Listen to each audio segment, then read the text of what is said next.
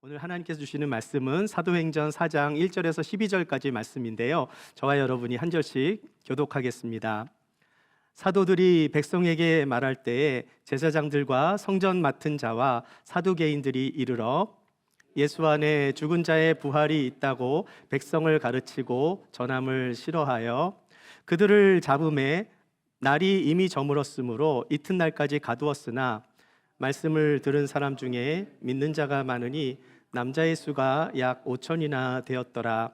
이튿날 관리들과 장로들과 서기관들이 예루살렘에 모였는데 대제사장 안나스와 가야바와 요한과 알렉산더와 및 대제사장의 문중이 다 참여하여 사도들을 가운데 세우고 묻되 너희가 무슨 권세와 누구의 이름으로 이 일을 행하였느냐.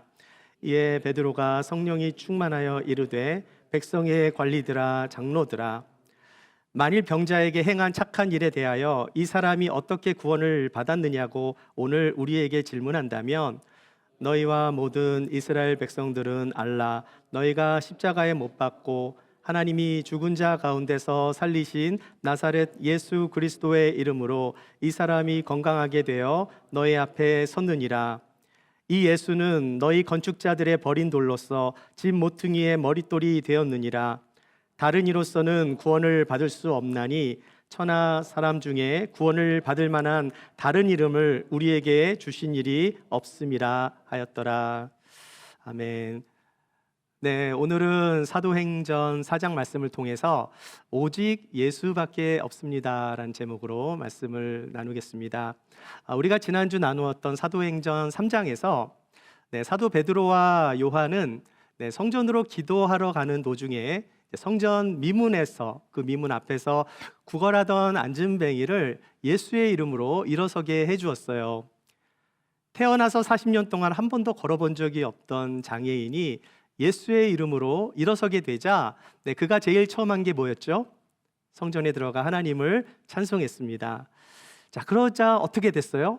한바탕 소동이 일어난 거죠. 그 모든 사람들이 다 알고 있었거든요. 매일매일 빠짐없이 성전에서 구걸하던 자가 그 성전에 왔던 모든 사람들이 이 상황을 눈으로 보고 너무나 놀라서 아니 이 일이 어떻게 된 일인가 하면서 솔로몬의 행각에 모이게 되었어요. 자, 여기 사진을 보시면 행각이라는 게 뭐냐면 여기 보시면 이렇게 여기 이제 여기가 뒷면이고 여기가 앞면인데요. 행각이라는 것은 기둥이 있고요. 기둥 위에 그냥 지붕만 얹어 놓은 거예요. 벽이 없습니다. 이 기둥의 높이가요. 이 높이가 15m 정도 돼요. 그리고 이 길이가요. 185m나 됩니다. 162개의 기둥을 세워서 그 위에 지붕을 덮은 것인데, 그러니까 다 뻥 뚫린 거예요. 이렇게 건물 같이 됐지만 기둥 위에 지붕만 있기 때문에 자, 그래서 사람들이 예배를 드리고 나서 이곳에서 친교도 하고 여러 가지 이야기를 나누는 그런 장소로 사용이 되었어요.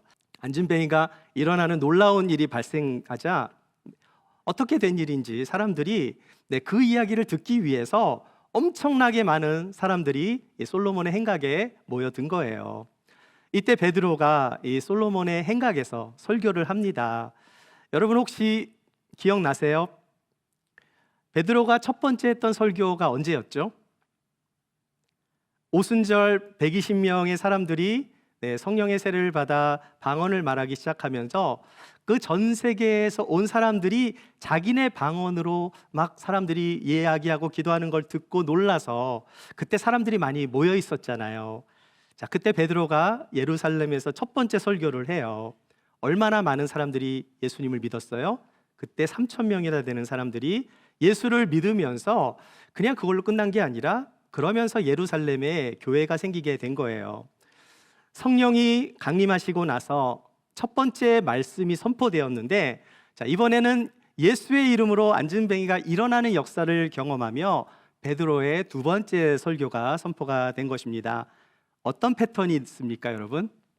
우리가 첫 번째 나눌 말씀은요, 하나님의 역사는요, 하나님의 역사가 이루어질 때 그냥 그것으로 끝나는 게 아니라 복음이 선포되었다라는 거예요. 자, 그래서 사도행전 3장 15절에서 16절 말씀을 한번 읽어보겠습니다. 시작. 생명의 주를 죽였도다. 그러나 하나님이 죽은 자 가운데서 그를 살리셨으니 우리가 이 일의 증인이라. 그 이름을 믿음으로 그 이름이 너희가 보고 아는 이 사람을 성하게 하였나니 예수로 말미암아 난 믿음이 너희 모든 사람 앞에서 이같이 완전히 낫게 하였느니라. 이 내용이 베드로의 두 번째 설교였어요. 안진뱅이가 일어나고 나서 많은 사람들이 행각에서 모였을 때 선포했던 설교입니다. 이 베드로의 설교 내용을 간단히 요약하면요, 3장 12절에서 26절까지의 설교 내용이거든요. 이 기적이, 지금 일어난 이 사건이 자기의 능력이 아니라 하나님께서 하신 능력이다. 먼저 그 얘기를 먼저 합니다. 그리고 너희들이 생명의 주 예수님을 죽였지만 하나님이 예수를 죽은 자 가운데서 살리셨고 우리가 바로 증인이다라고 말을 하고 있는 거예요. 그리고 그 예수의 이름으로 말미암아 안진뱅이가 완전히 나음을 입었다라고 선포하면서 거기에 끝인 게 아닙니다. 무리들에게 회개하고 돌이켜 죄 사함을 받으라, 이렇게 설교를 한 거예요. 그러자 어떻게 되었을까요? 이날의 베드로의 설교를 듣고 예수님을 믿은 사람들이 5천 명이나 되었어요. 너무나 놀라운 일이 발생한 겁니다. 여러분, 제가 질문을 드릴게요. 40년 동안 한 번도 일어서 보지 못한 그 안진뱅이가 일어난 사건과 유대인 5천 명이 단번에 예수님을 믿은 사건 중에 어느 게 더 큰 기적이에요? 여러분이 생각할 때 첫 번째입니까? 두 번째입니까?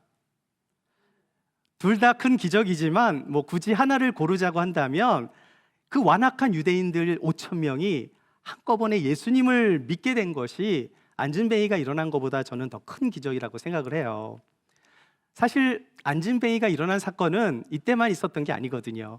빌립 집사가 기도했을 때도 그런 사건이 있었고요. 또 나중에 사도 바울이 또 기도했을 때 안진뱅이가 일어났어요. 하지만 5천 명이나 되는 사람이 한꺼번에 예수를 영접하게 되었다. 이거는 정말 놀라운 기적일 수밖에 없는 것입니다.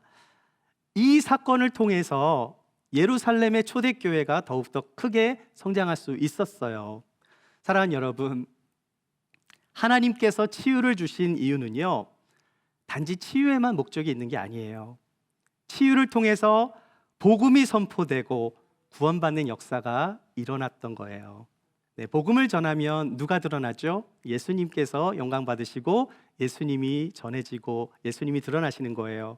따라서 신앙생활은 나 혼자만 잘하는 것이 아니라 우리가 받은 은혜를 함께 나눌 때 하나님의 영광이 나타나고 복음이 전해지는 거예요. 예전에 한국의 강남에서 사역하셨던 원로 목사님, 유명한 원로 목사님이신데 이분은 아픈 사람들을 보고 기도하고 싶은 마음이 들 때가 있대요. 그럴 때 항상 절대 혼자서 기도하지 않는다고 합니다.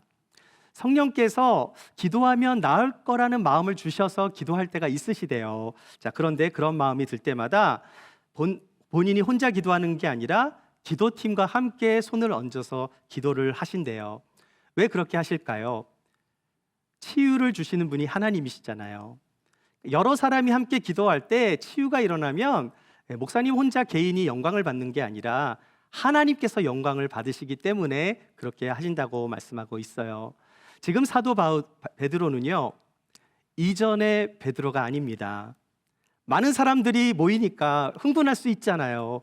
아니, 어떻게 이런 일이 일어났냐고 사람들이 물어볼 때 베드로는요, 우리 개인의 권능으로 이 사람을 걷게 한 것이 아니다, 분명하게 베드로는 고백하고 있습니다. 그러면서 왜 우리를 주목하느냐 하면서 복음의 메시지가 선포가 된 거예요. 그 복음의 선포를 통해서 5천 명이나 되는 남자 유대인들이 예수님을 믿게 된 것입니다. 그런데요, 이 5천 명 사람 중에는 이전에 예수를 십자가에 못 박으라고 했던 사람들도 있었어요.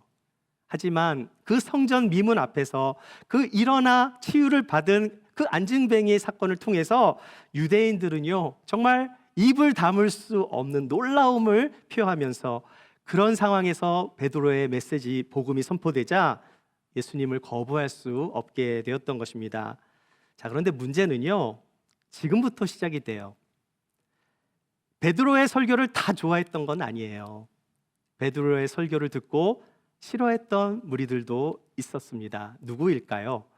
여러분, 복음이 전해질 때 항상 저항하는 세력들이 나타날 수 있어요. 그래서 두 번째로 나눌 말씀은요, 복음이 전해질 때 악의 세력이 나타납니다. 우리 1절과 2절 말씀 같이 읽어보겠습니다. 시작.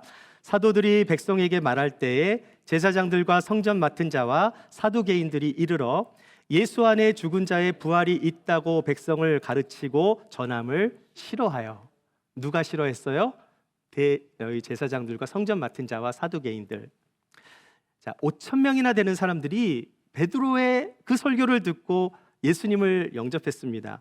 똑같은 설교를 들었는데 베드로가 전한 가르침을 싫어한 무리들이 있었다라는 거예요. 제사장과 성전 맡은 자들과 사두개인들이에요. 자, 이들은 누구인가? 성전에서 일하면서 막강한 부와 권력을 가졌던 사내들인 공회 사람들이에요. 여러분, 사내들인 들어보셨나요? 여기 보시면 이 사내들인 공회에는요, 구성원이 70명으로 되어 있어요.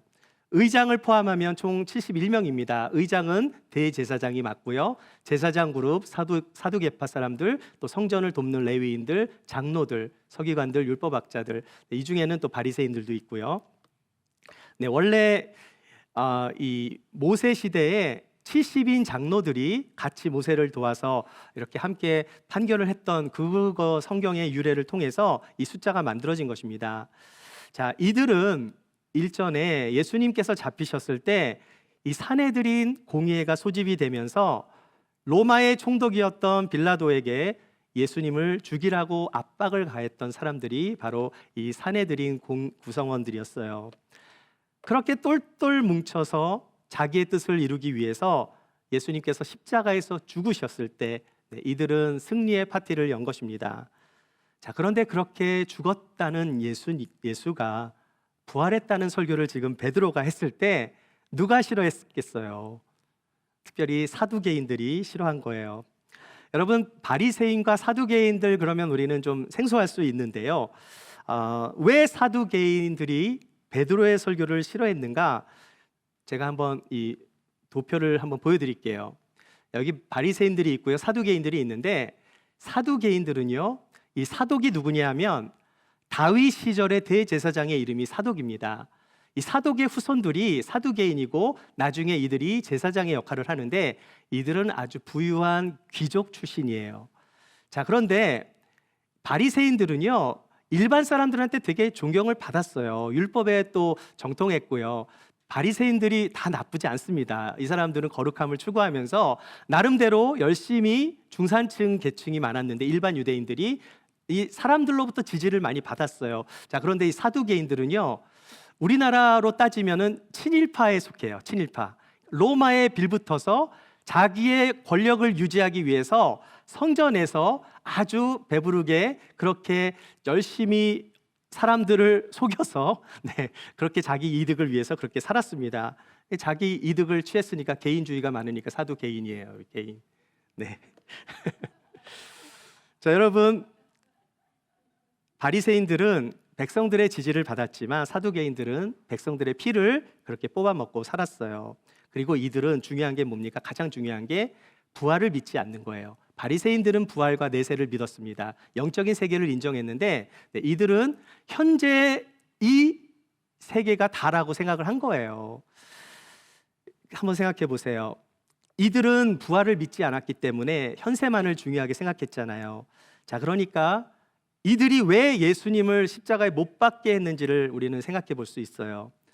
왜 예수님을 십자가에 못 박았습니까?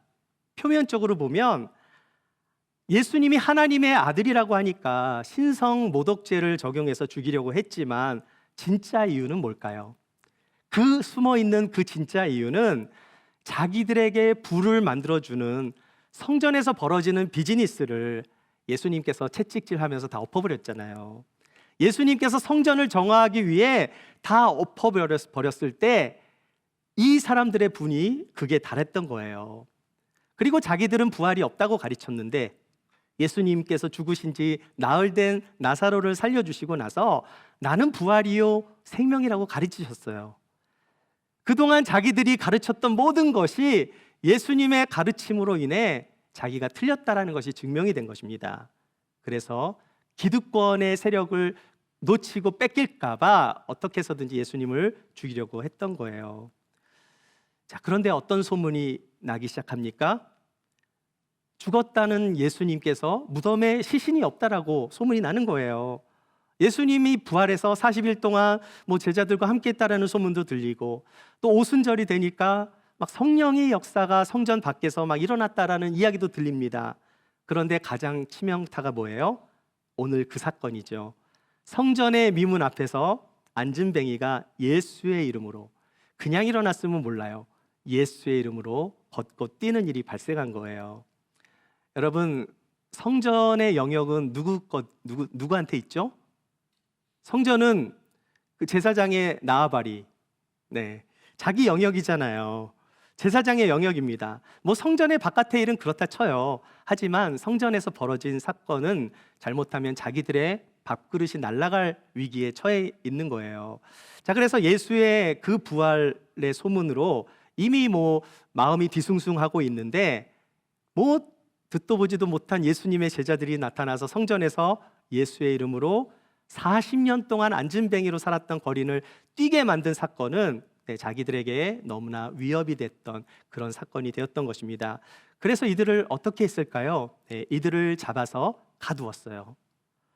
여러분, 진리가 선포되고 복음이 전해지는 곳에는 영적 싸움이 있을 수밖에 없어요. 왜 그렇습니까? 이 세상에 악한 세력들이 존재하기 때문이에요. 이들은 자기들에게 위협이 되지 않으면 건드리지 않습니다. 하지만 진리의 말씀이 선포되고 사탄의 영향력 아래에 있는 사람들이 복음을 듣고 그 사탄의 영향력 아래에서 벗어나게 되면 어떻게 돼요? 이것은 악한 세력들에게 그 세력들의 영역을 침범하는 것이 되는 거예요. 요즘 전쟁이 되게 많이 일어나잖아요. 왜 일어납니까? 자기네 영토를 침입한다고 생각하니까 어떻게 해서든 지키기 위해서 서로 전쟁을 벌이는 거잖아요. 사탄의 세력도 마찬가지예요. 복음을 듣고 하나님의 나라가 확장되는 것을 악한 세력들이 가만히 보지 않는 것입니다.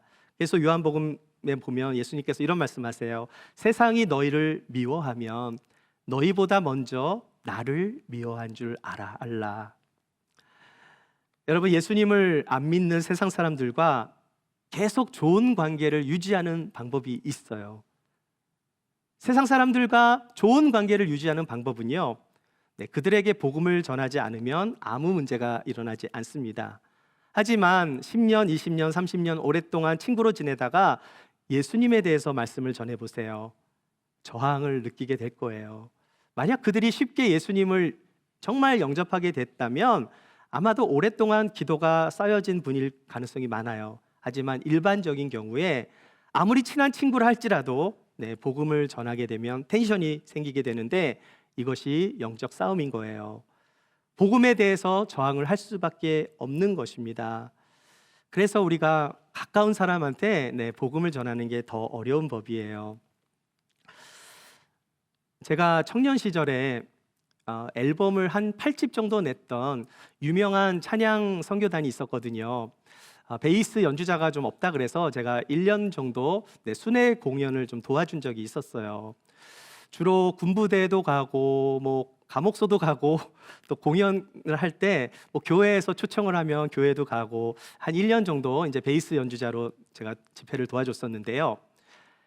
교회에서 집회하는 거는 굉장히 쉬워요. 연주하기가 쉽고 은혜로워요. 자, 그런데 군부대 같은 데에서 교도소 같은 데서 연주를 하잖아요. 그러면 굉장한 영적인 방해가 있어요. 한 번은 무대 앞에서 율동을 하는 자매가요, 두 번째 찬양을 하는데 무대 앞에서 쓰러졌습니다. 찬양하는 도중에. 키가 아주 날씬하고 크고 예쁘게 생긴 자매였는데 율동을 하다가 쓰러진 거예요. 자, 그런데 그 자매가 쓰러질 때 너무나 보기 안 좋은 모습으로 쓰러졌어요. 긴 치마를 입고 있었는데요, 치마가 어떻게 그냥 위로 올라가면서 속옷이 다 드러나는 모습으로 쓰러진 거예요. 연주자들은 계속 연주하고 찬양은 계속 할 수밖에 없잖아요. 옆에서 찬양하던 여성 싱어가 그 자매를 일으켜 세워서 치마를 내려주고 무대 뒤로 가서 기도해주고 그랬는데요. 나중에 집회를 마치고 어떻게 된 일인가 이제 물어봤어요. 다들 궁금해하니까. 그런데 그 자매가 아무것도 기억이 안 난다는 거예요. 그 집회는 정말 굉장히 힘든 집회였어요. 그 사건 이후에 예수를 믿겠다라는 군인들이 아무도 나타나지 않았어요. 보통 군부대에서 집회를 하면 뭐 굉장히 또 유명한 팀이 오고 그러면은요, 연예인은 아니더라도 찬양팀이라고 하더라도 최소한 10명 이상은 예수님 믿겠다라는 사람들이 나오는데, 그날만큼은 정말 어떻게 된 건지 최악의 공연을 할 수밖에 없었어요. 어둠의 세력은 가장 믿음이 약한 사람을 건드립니다. 그래서 우리가 교회에 올 때도요, 우리가 영적으로 좀 잘 준비를 해야 돼요. 자, 그래서 운전을 할 때도 가능하면 천천히 운전하는 게 좋습니다. 오늘 집사님 사고를 당하셨는데 집사님 잘못이 아니지만, 우리가 운전하다가요, 갑자기 누가 끼어들 때가 있습니까? 없습니까? 그럴 때 우리가 반응을 하면 어떻게 될까요? 받은 은혜가 다 날아가 버리게 돼요. 우리가 그래서 정말 조심해야 되는데, 때로는 부부가 차 안에서 막 다투면서 오는 경우도 좀 가끔씩 있거든요. 그래서 기분이 상하면 어떻게 됩니까? 막 집에 가버리고 교회 안 나오고. 근데 여러분, 이걸 아셔야 돼요. 이게 왜 영적인 것인지 아닌지를 우리가 분별해야 되는데, 자, 부부가 싸움을 할 수도 있죠. 자, 그런데 그 이유로 교회를 안 나온다면 이것은 영적인 방해일 수 있는 거예요. 왜 그렇습니까? 기분 나쁜 거를 엄한 교회에다가 다 화풀이하고 있기 때문에. 기분이 상하면 하나님께 원망을 해요. 이거는 영적인 거죠. 내가 기분이 나쁜 거랑 하나님이 잘못하신 거 아니잖아요. 은혜를 받게 되고 은혜를 받으면 더 저절로 은혜 안에 있는 마음이 다 녹아버리고 은혜로 채워지면 정말 다 풀어지잖아요. 그러니까 우리는 분별해야 됩니다. 마음이 상할 때 우리는 어떻게 해야 합니까? 하나님께 나의 마음을 다스려 달라고 기도해야 하는 거예요. 그리고 기분이 안 좋을 때 찬양해 보세요. 여러분, 찬양은 영적 싸움에서 가장 큰 무기가 될 수 있는 거예요. 찬양을 하면 어둠의 세력들이 떠나갑니다. 우리가 아프면 의사들이 청진기를 대잖아요. 자, 그런데 우리의 삶에도 영적인 청진기가 있어요. 여러분의 마음에 감사가 있는가, 감사가 없는가를 보시면 알 수 있어요. 내 마음에 손을 대고 내 마음에 감사가 있는가? 그럼 여러분은 영적으로 괜찮은 겁니다. 환난 가운데 있다 할지라도 감사할 수 있거든요. 왜 그렇습니까? 하나님이 은혜를 부어주시면 어려움 속에서도 감사할 수 있는 힘이 생기는 거예요. 감사를 하고 있는가 아닌가로 나를 체크업해 보면 나의 영적 상태를 바로 알 수 있습니다. 지금 이 안진뱅이의 사건 때문에 사내들인 공의회가 열린 거예요. 생각해 보세요.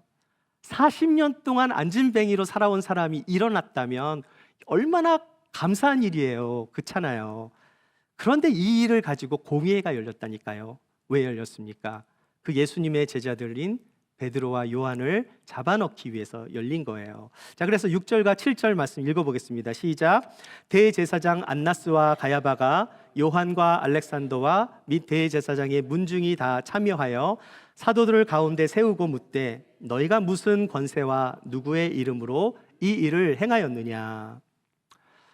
베드로와 요한은 이전에 예수님께서 신문을 받으셨던 똑같은 장소에서 사내들인 공의회에서 재판을 받고 있었던 거예요.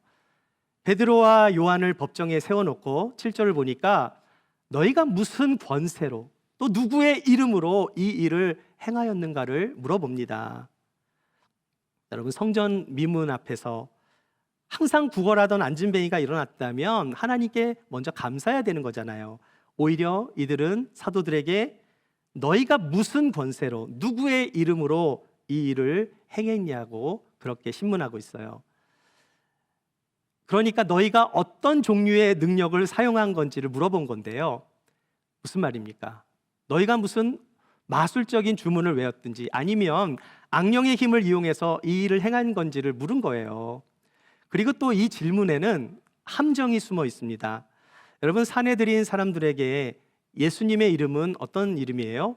아주 불경스러운 이름이거든요. 왜냐하면 예수님께서 하나님의 아들이라고 했기 때문에, 이것은 신성 모독죄에 해당하기 때문에 예수의 이름 자체는 아주 이단적인 그런 그런 마음으로 그들은 알고 있었어요. 따라서 베드로와 요한이 이 권세가 누구의 이름으로 된 것이냐, 예수의 이름으로 된 것이다라고 말을 하면 어떻게 되겠습니까?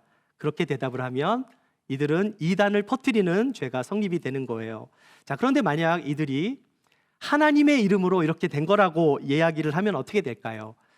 유대인들은 하나님의 이름을 사용하지 않아요. 하나님의 이름을 잘못 망령되이 사용하면 또 법에 접촉을 받습니다.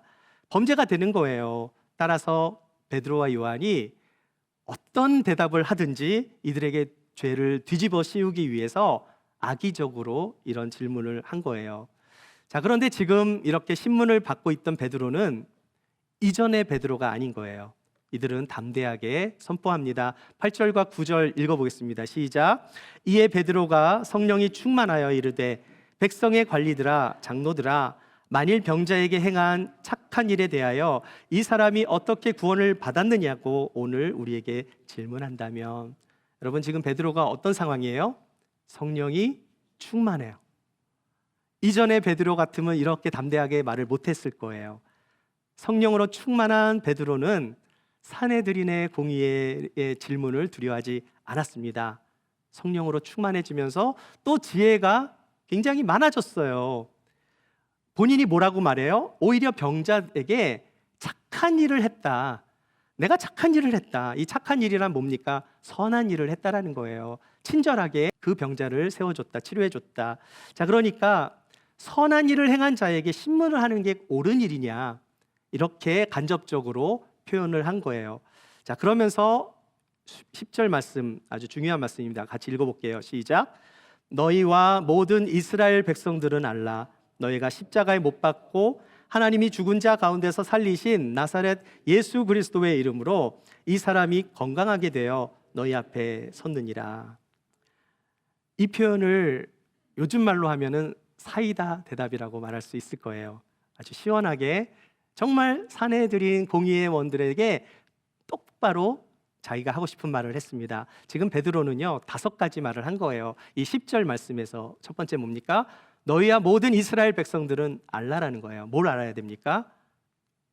너희가 예수를 십자가에 못 박은 자다, 그렇게 말을 하고 있는 거예요. 거룩하고 의로우신 하나님의 아들 예수를 너희들이 십자가에 못 박아 죽인 거다. 그러면서 세 번째 뭐예요? 그런데 예수님은 부활하셨다라는 거예요. 너희가 예수를 죽였지만 하나님께서 죽은 자들 가운데 예수님을 살리셨다라는 거예요. 그리고 네 번째가 뭡니까? 나사렛 예수의 이름으로 안진뱅이가 건강하게 되었다라고 말을 합니다. 마지막은요, 이 건강하게 된 사람이 지금 너희들 앞에 섰다라는 거예요. 지금 사도 요한과 베드로와 이 안진뱅이도 그 자리에 같이 있었어요. 자, 그러니까 지금 베드로와 요한의 옆에 서 있는 이 고침받은 자의 생생한 모습을 보라고, 이 생생한 모습을 보면서 산헤드린 그 공의의 사람들은 이제는 절대로 이 사건을 부인할 수 없게 된 거예요.